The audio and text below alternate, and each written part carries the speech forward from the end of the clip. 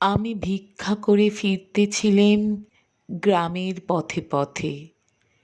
তুমি তখন চলেছিলে তোমার স্বর্ণরথে। অপূর্ব এক স্বপ্নসম লাগতেছিল চক্ষে মম। কি বিচিত্র শোভা তোমার, কি বিচিত্র সাজ! আমি মনে ভাবতেছিলেম, এ কোন মহারাজ? আজি শুভক্ষণে রাত পোহালো, ভেবেছিলেম তবে আজ আমারে দ্বারে দ্বারে ফিরতে নাহি হবে। বাহির হতে নাহি হতে কাহার দেখা পেলেম পথে। চলিতে রথ ধনধান্য ছড়াবে দুই ধারে।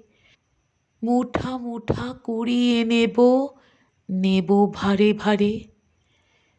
দেখি সহসা রথ থেমে গেল আমার কাছে এসে। আমার মুখপানে চেয়ে নামলে তুমি হেসে।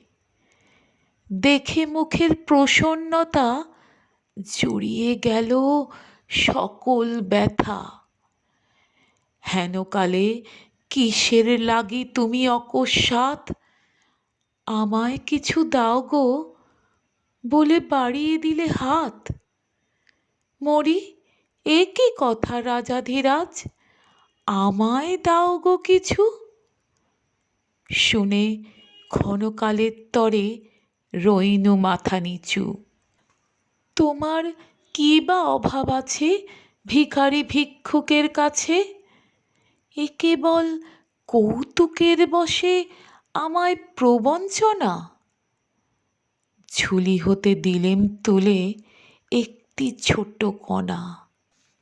যবে পাত্রখানি ঘরে এনে উজাড় করি, এ কি ভিক্ষা মাঝে একটি ছোট সোনার কণা দেখি।